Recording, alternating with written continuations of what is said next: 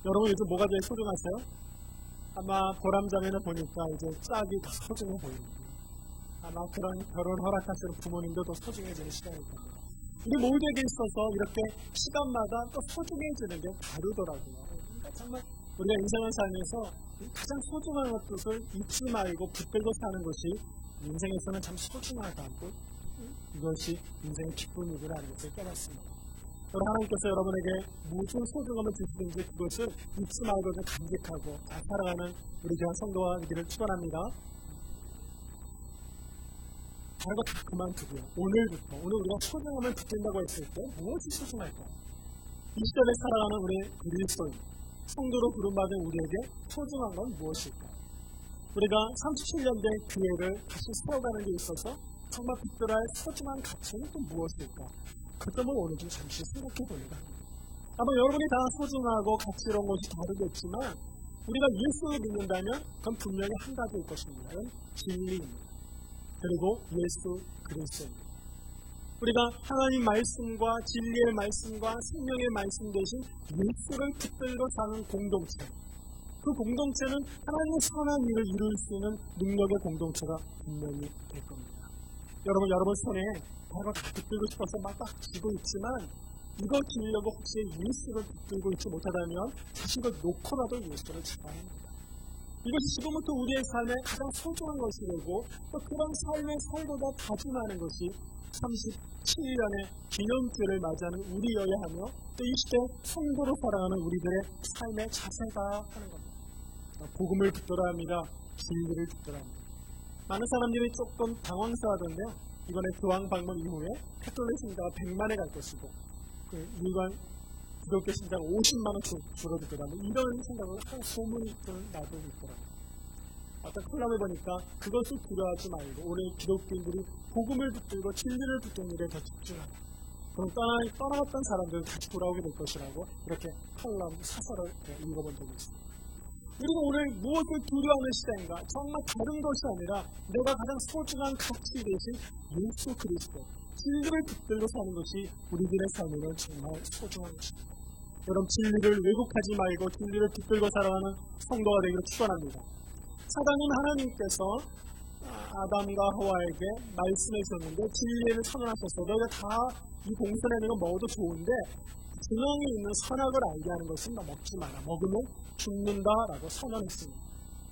이런 하나님의 진리와 말씀을 선포했음에도 불구하고 사단은 그 진리를 왜곡시켰습니다. 어떻게 왜곡시켰죠? 혹 죽을지 모른다 이렇게 바꿔놓았습니다. 여러분 21세기 사단이 우리를 공격하는 것은 진리에 대한 도전입니다. 다른 것이 아니에요. 얼마나 많은 이단과 진리에 대한 본질을 잃어버리고 사는 것이 맞느냐는 것입니다. 사단은요 진리를 소문으로 바꾸는 것입니다. 하나님의 말씀을 그렇다는 해석과 관점을 통해서 진리를 소문으로 바꿔서 우리 믿는 성도들이 말씀 묵상과 하나님의 살아계신 생명의 말씀을 그 말씀대로 받아들이지 않게 하고 오히려 값없는 소문으로 취급하도록 우리를 그렇게 만들어 간다는 것입니다. 여러분 진리를 붙드세요. 말씀을 붙드십시오. 오늘 우리가 세상에서 들려오는 수많은 소리 때문에 성자 붙들어야 할 복음의 진리 대신 예수 그리스도 그를 붙들지 못하고 오히려 반대로 소문을 붙들고 산다면 우리는 실패할 것이고 무너질 것입니다. 우리는 진리를 붙들어야지 소문을 진리처럼 붙들면 안 됩니다. 자, 소문에 민감해요. 그렇더라 이렇게 말하면 그 다음을 건너가면 그렇대 분명하대 확실한데 넘어가죠. 소문은 이상하게 넘어갈수록 확신이 돼요. 그리고 마치 소문을 진리로 묵상합니다. 그러나 소문을 진리로 붙드는 공동체는 깨지는 공동체입니다. 우리가 진리를 붙들지 못하고 소문을 진리로 붙들면 어떤 삶과 삶을 살 수 있는 거죠. 어떤 교회는 그런 걸 했대요. 소문 실명제를 도입해요.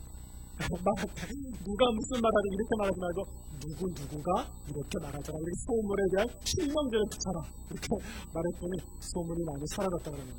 여러분도 앞으로 누군가의 들은 얘기 전할 때는 누가 말하는데 이렇게 말했다고 전하십시오. 그럼 확인해보면 그만 할 테니까. 우리의 삶에 있어서 복음과 진리를 붙들고 사는 것이 정말 중요한 것입니다. 진정한 관계는 관계 회복은 진리가 나누어질 때 여러분, 진리가 나눠질 때 하나님의 공동체와 하나님의 백성들은 소망과 은혜를 가지고 살 수가 있게 됩니다.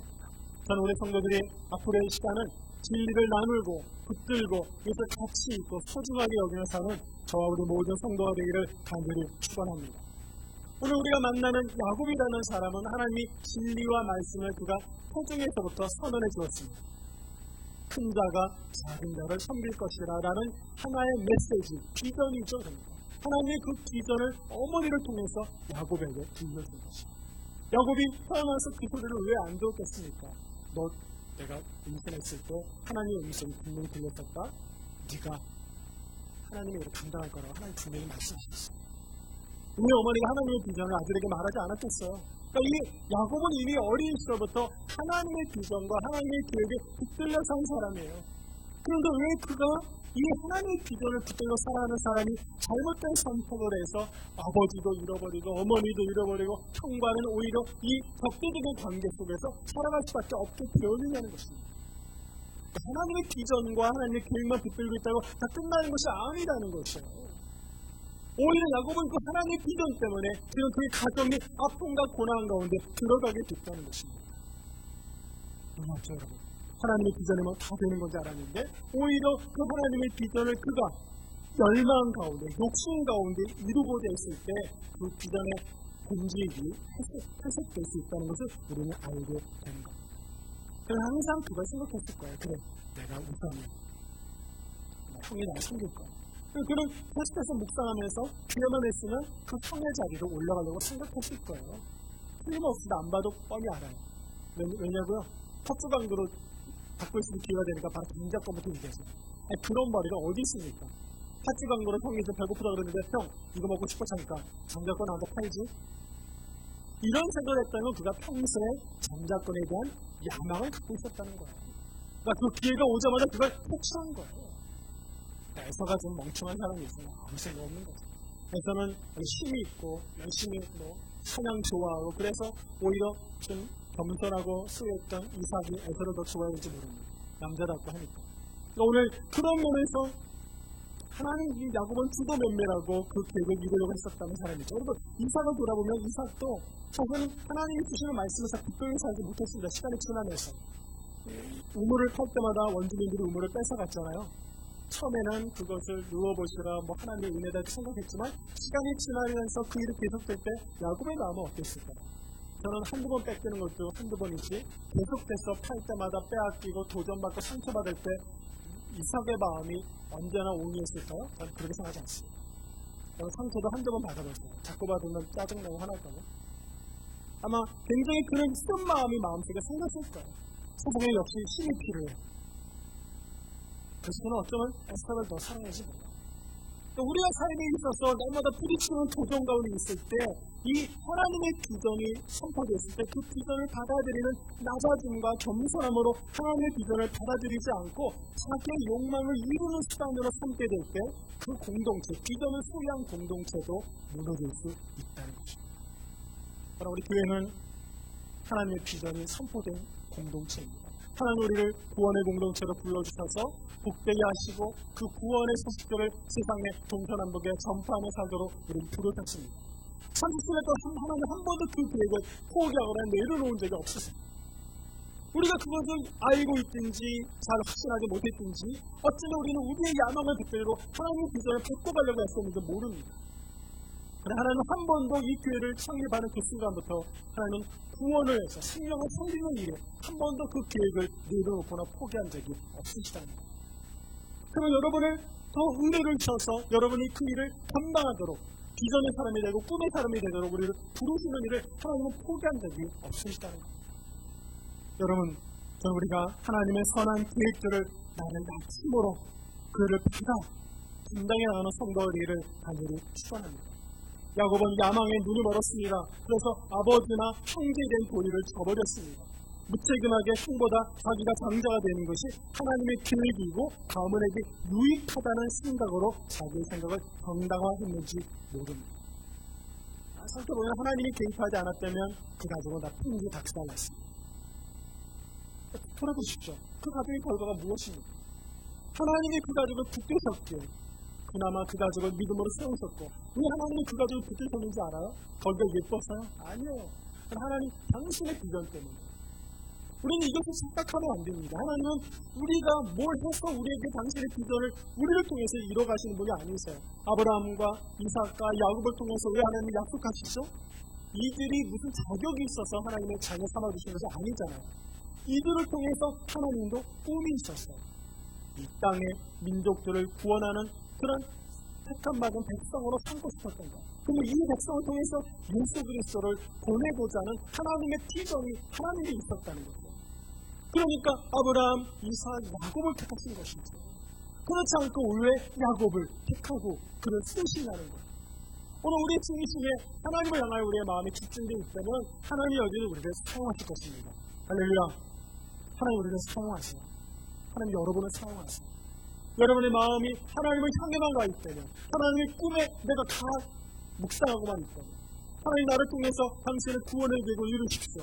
이런 꿈을 내가 붙들고 이 교회가 그 일을 위해 달려가고 있다면 하나님 절대 이 교회를 놓지 않으실 것입니다. 하나님은 당신의 기도를 포기하지 않는 분이십니다. 오늘 우리가 이 본문의 말씀을 통해서 다시 한번 하나님이 우리에게 주시는 은혜들을 어떻게 야망과 욕망이 아니라 하나님의 선한 계획들을 하나님의 방식으로 돌아갈 것인가가 오늘 우리 가운데는 중요한 과제이며 이 시대를 살아가는 성도들에게 중요한 문제다 하는 것을 알게 됩니다. 지금까지 이야기에서 우리는 이삭과 야곱의 가족이 굉장히 꼬인 가정이다라는 것을 알게 됐습니다. 굉장히 꼬였어요. 상처도 받고 형제 사이도 부부 사이도 모든 게 다 꼬여있는 상처받은 가정입니다. 그래서 이 난간을 어떻게 풀 수 있을까요? 여러분이라면 이 상처받은 가정의 난간을 어떻게 풀어낼 수 있겠습니까? 하나님은 오늘 우리에게 이 모든 위기 속에서 한 가지의 해결 방안을 우리에게 주십니다. 그것이 베델입니다. 한번 따라합시다. 베델의 비전. 오늘 여러분은 이 단어로 좀 마음에 품기를 바랍니다. 우리가 인생을 살면서 한 가지 붙들어야 할 비전이 있습니다. 약속이 있고 감격이 있고 은혜가 있다는 거죠. 오늘 이 야곱과 그의 모든 가족들이 그의 모든 엉커지고 상처받고 다 빼앗긴 이 상처에서 그들을 다시 회복할 수 있는 유일한 관점이 있다면 베델을 기억하고 베델의 비전을 회복하는 게 있습니다. 베델의 비전을 회복할 때 이 꼬여버린 상황들을 하나님 다시 회복할 것이며 하나님의 은혜와 능력 가운데 그의 가정과 우리 모두를 세우시는 은혜가 그 가운데 있는 것입니다. 여러분 오늘 야곱을 다시 한번 묵상해 봅시다. 그는 도망쳐 왔습니다. 아버지를 잘못 속여가지고 축복도 받고 도망쳐 왔죠. 형과는 그렇게 헤어져 왔죠. 어머니 품에 이제는 더 이상 만날 수 없죠. 그 모든 부유함과 그 모든 사랑을 다 버리고 지금 절망의 상태로 기적되는 사로잡혀서 지금 이곳 베델에 누워있는 것입니다. 이 절망의 밤을 맞이한 것입니다. 지금 야곱의 마음을 한번 돌아가봤어요. 지금 마음이 어떨까요? 아마 죽고 싶을까요? 대신 무슨 소망과 가능성이 있습니까? 그 밤에 아무것도 없습니다. 이것이 내가 장자가 되고 싶었던 것의 결과인가? 그럼 아마 굉장히 두려웠을 것입니다. 물론 그 어머니가 결국 그를 집에 두었다가는 하나님의 비전이 사라진다는 걸 알고 그를 빨리 순천집으로 도망치고 있는 중입니다. 이따가는 형한테 죽게 될 것이고 하나님의 이 아이에게 준 꿈이 이루어지지 않을 걸 알게 되니까 누군가는 야곱을 산천집으로 보내고 계십니다. 그럼 도대체 이 야곱은 이것이 하나님이 나에게 주신 꿈인가 비전인가 이토록 상처받은 것이 하나님이 내게 주신 것인가 아마 그날 밤 굉장히 힘들었을 것입니다. 여러분이 힘든 시간 보내시는 성도도 있으시겠죠. 아픔과 고난의 시간들을 위해 없으시겠어요. 그때 하나님이 여러분을 찾아봐 주셨습니다. 이것이 하나님의 사랑입니다. 하나님이 여러분을 만나주시고 찾아주시는 것에 대해서 기뻐하기를 가지고 축원합니다. 여러분이 하나님을 부르지 않아도 찾지 않아도 하나님 먼저 손을 뻗어주세요. 그 하나님을 내가 깨닫고 인식하기만 하면 되는 거예요. 아무도 준비가 안 돼 그가 잠을 자고 있을 때 하나님 꿈에 파닥방으로 보여주셨습니다. 오르락 내리락 하는 것을 보여주시면서 이것은 무엇이냐면 네가 이 사다리를 타고 올라올 수 있다면 아니 내가 너와 너의 임재함 속에 너의 삶 속에 함께한다는 거 보여주시는 것이야. 너는 이제부터 혼자가 아니라 내가 떠날 길이지만 나는 그곳에 너와 함께할 것이다. 동행할 것이다. 그리고 마지막에 내가 어떤 상황이 되면 다시 베델로 돌아올 수 있는 한 가지 은혜의 사건을 그에게 허락해 주신 것입니다. 그냥 꿈속에 그냥 들어가고 싶어서 나타나신 것이 아니라 내가 여전히 포기하지 못하는 야망이 너 계속 있는데 너 마지막 순간에 여전히 베델로 돌아와야 한다는 것을 하나님은 야곱에게 계속해서 말씀하고 있는 것입니다. 여러분, 야곱이 이 사닥다리가 의미하는 건 이미 예수 그리스도라는 걸 여러분 기억하시겠죠? 하늘과 땅을 맞대어 이어주는 예수에 대한 상징입니다. 그러나 이렇게 예수를 붙들고 믿음 가운데 살아간 야곱도 그가 마지막 세상을 떠날 때 뭐라고 말했는지 여러분 아세요? 나는 참 험악한 인생을 살았다고 이렇게 말했습니다. 하나님이 함께 하시고 동행해 주시는데 그의 인생이 험악했다는 것입니다. 여러분, 우리가 하나님을 붙들고 살아가는 우리 인생이 드라마틱합니까? 여러분, 어디 절망은 없습니까? 고난은 없나요? 험악하지 않습니까? 우리 인생이 다 이렇게 우리의 시간으로 선고됐을 때 얼마나 험악한 시간입니다. 오늘 야곱을 보십시오. 그가 삼촌의 집에 가서도 여전히 그는 어떤 삶을 살아가는 자기가 야망을 붙들고 사는 삶을 여전히 포기하지 않았습니다. 우리가 이쪽에서 기억해야 할 첫 번째 교훈은 복은 하늘로부터 온다는 것입니다. 여러분, 복은 하나님이 우리에게 주시는 거예요. 우리가 복을 만드는 것이 아니에요. 우리가 하나님의 말씀과 예배와 믿음을 통해서 우리에게 부어주시는 것이 은혜이고 복이다 하는 것입니다. 저는 하나님의 축복을 드리는 우리 교회와 성도가 되기를 소망합니다. 그가 삼촌의 집에 갔을 때도 여전히 그는 자기의 야망을 이루고 싶었습니다. 잘 보세요. 그는 사랑을 장착하고 싶었습니다. 그래서 7년, 14년을 아무런 말도 안 하고 인내하며 이뤘습니다. 볼수도 받지 않고 자기가 좋아하는 아내를 얻고 싶었던 꿈이에요. 야망. 나중에 삼촌의 재산이 점유는 자기고 물론 하나님의 은혜가 있었지만 자기의 자손에서 빌려가서 재산도 야망해가지고 성공하고 싶은 꿈을 계속 이루어갔습니다. 그 삼촌과 함께 살면서 그는 사랑에 대한 야망, 성공하고 싶은 재산에 대한 야망, 그 모든 걸 다 이루면서 한 사람이에요. 여기는 그걸 포기하지 않았습니다. 그는 자기 손으로 이 모든 걸 이룰 수 있다고 생각한 것이에요. 그러니까 어느 날 삼촌이 드디어 자기 재산보다 야곱의 재산이 더 많아지는 걸 불편했습니다. 뺏거나 쫓아버리고 지음이 느껴졌을 때 그때 야곱은 고향을 생각하고 떠나가려고 했던 것이에요. 그냥 간 것이 아니라 뺏길 것 같으니까 다 도망친 거예요. 그래서 1주 나누고 2주 나누고 다 보냈죠. 여전히 그는 그러면서 자기의 목숨을 붙들고 살려고 애쓰고 있는 것 같습니다. 마지막에 그가 성공을 이뤘지만 집에 돌아가고 했을 때 그에게 들려온 소식을 보니까 형이 여전히 칼을 들고 있다는 것이죠. 형이 여전히 너를 죽이고자 그 진노와 분노를 내가 내려놓지 않고 형은 여전히 화가 난 가운데 너를 기다리고 있다는 것이에요. 그 소리를 들었을 때 야곱은 그가 지금까지 이루어왔던 이 모든 성공이 물거품이 되는 것처럼 근심의 정 가운데 있었다는 것이에요. 자기가 아무리 이루어도 자기 스스로 해결할 수 없는 점이 있다는 것이에요. 생명을 얻는 것, 구원을 이루는 것, 이 모든 것은 내가 야망을 가지고 이루어도 감당할 수 없다는 걸 알게 되는 것 아닙니까? 여러분 손에 아무리 멋진 것 붙들고 있어도 하지만 하나님이 주시고자 하는 것들은 이것으로 이룰 수가 없다는 것입니다. 그러므로 하나님의 선한 계획들, 하나님이 우리에게 부어주시는 영적인 은혜들, 이것을 누리고 살아가는 우리가 되어야 합니다. 마지막 야복 강가에서 그는 마지막 결주, 하나님을 붙들 수밖에 없었습니다. 하나님은 도저히 그 감당할 수 없을 때 그를 쳐서 지렁이처럼 연약한 존재를 다시 만들어 버립니다. 내가 내 힘으로 이루어왔던 그 모든 것은 내가 아무것도 아니라는 것을 하나님은 알게 해주세요. 그러니까 이런 다짐을 갖게 하죠. 이제부터는 너는 너 스스로는 아무것도 할 수 없다는 것을 알라라고 말씀하시는 것과 같은 것입니다. 여러분, 우리 기억합시다. 우리가 이 땅에서 열심히 일하고 싶습니다. 돈도 많이 벌고 우리의 생각 다 이루어가고 싶습니다. 그러나 이 모든 것은 내가 붙들을 수 있는 것이 아니고 하나님이 허락하시는 것이라는 걸 기억하십시오. 만약에 그렇지 않다면 내가 이 가진 걸 가지고 하나님과의 영적인 교제를 이룰 수 없다는 걸 기억하셔야 할 것입니다. 여러분에게 허락하신 하나님의 은혜가 날마다 넘쳐나기를 간절히 축원합니다. 하나님의 인도하심에 따라 여러분의 앞으로의 시간도 복된 인생을 살아가는 우리 모두 성도가 되기를 간절히 축원합니다.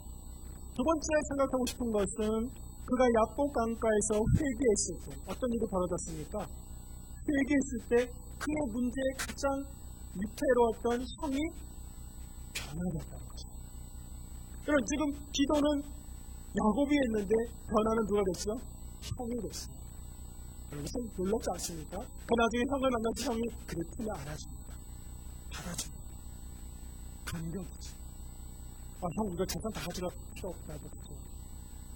우리가 회개할 때 하나님은 우리 가운데 가장 문제가 되는 본질을 바꾸시고 변화시키는 분이 하나님이세요.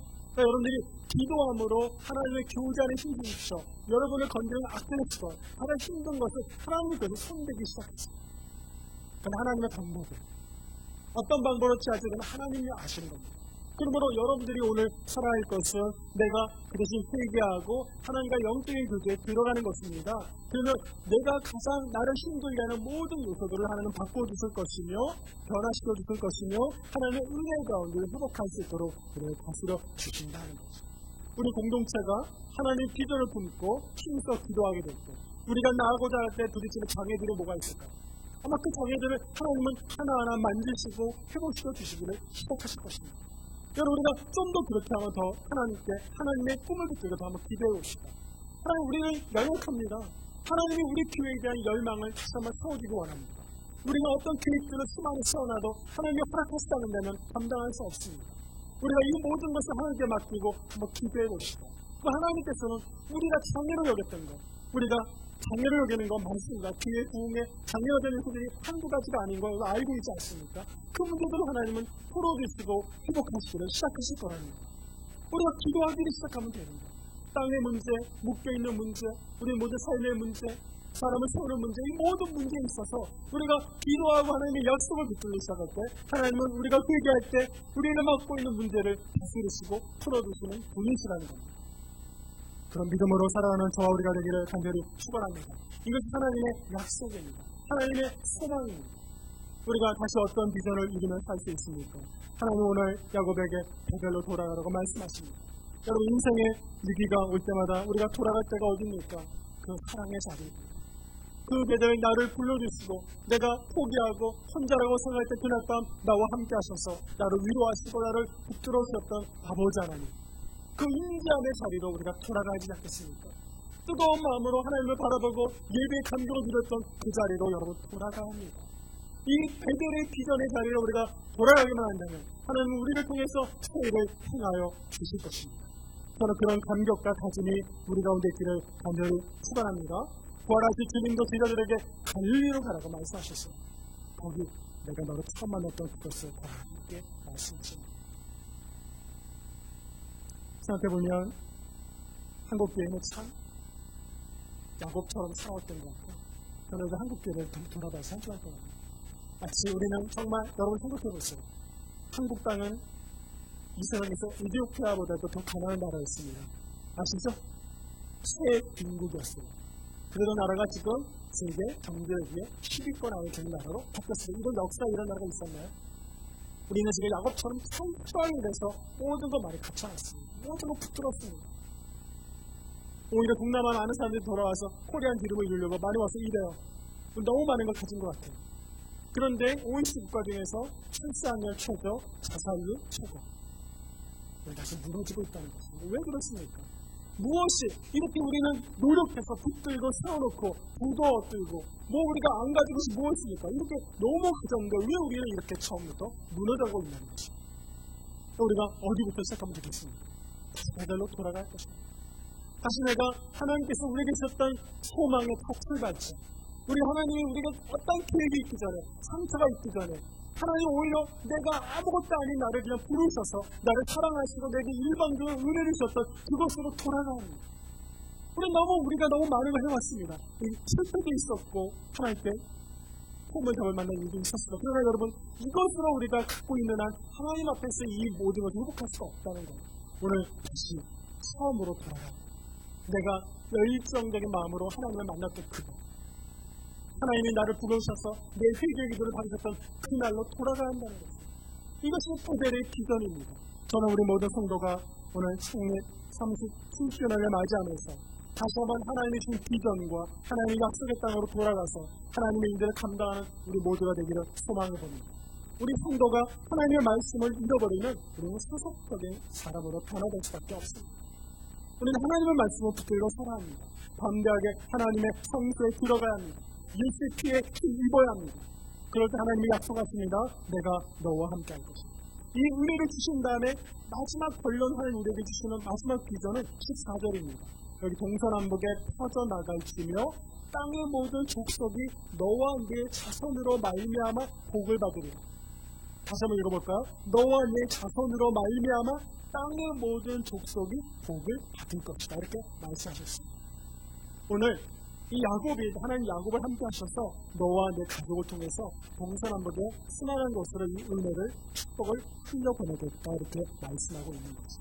그러므로 베델의 비전을 회복한 우리가 하나님의 은혜를 소유하고 이 받은 바 은혜를 동서남북으로 흘려보내는 구호, 이것이 오늘 하나님이 우리에게 이 야곱을 통해서 말씀하시는 놀라운 비전이라는 것을 알게 된 거죠. 여러분, 우리가 복음을 흘려보냅시다. 구원의 능력을 흘려보냅시다. 우리가 갖고 있는 영적인 은혜들, 우리가 이것을 유통해야 한다는 것입니다. 장경실 교수는 유통하는 삶이라는 책을 한번 쓴 적이 있는데, 서울여고. 우리가 무엇을 유통하는 것인가? 진리를 나누라는 것, 진리를 유통하는 것입니다. 소문을 유통하는 것이 아니에요. 상처를 유통하는 것이 아니라 화해와 사랑과 진리를 붙들고 그것을 사람들에게 나누어줄 때 그 진리를 받은 사람이 살아날 수 있고 소망 가운데, 은혜 가운데 살 수 있는 것입니다. 여러분, 상처와 아픔과 소문을 나눠보십시오. 그 공동체는 금방 되죠. 저는 이제부터 우리의 삶이 오직 복음의 진리를 나누고 유통하고 그것을 소유하는 거룩한 교회를 세워가기를 간절히 축원합니다. 하나님 오늘 우리에게 주시는 말씀, 이 말씀을 붙들고 다시 한번 사박다리의 주님을 기억하면서 그분도 땅과 하늘을 연결시켰은 것처럼 우리도 인생들을 하나님의 품으로 다시 초청하는 중보의 사역들, 전도와 기도하는 사역들, 하나님 이곳 칭찬 땅에 복음을 마음껏 흘려보내는 사역들, 이런 사역을 다시 한번 감당하는 그런 꿈을 우리 모두가 다시 한번 붙들고 나아가는 귀한 기회 될 수 있기를 주님의 이름으로 간절히 축원합니다. 기도하겠습니다. 하나님 감사합니다. 오늘 주신 말씀을 묵상해 보았습니다. 하나님 주신 비전을 하나님의 방식으로 다시 한번 감당하며 축복의 유통자가 되고 통로자가 되어서 하나님의 진리의 말씀을 마음껏 흘려보내는 귀한 교회로 찾아갈 수 있도록 주님 인도하여 주시옵소서. 오늘도 성숙한 37년의 삶을 살아오게 된 우리들에게 다시 한번 건강한 믿음을 주셔서 하나님이 기뻐하는 교회, 하나님이 참으로 칭찬하는 교회, 그런 믿음의 교회 다 세워가는 진리를 붙들고 살아가는 우리 모든 성도가 될 수 있도록 다스려 주시옵소서. 함께 하시고 있는 믿으며 예수님의 이름으로 기도합니다. 아멘. 다시 일어나시겠습니다. 찬송가 350장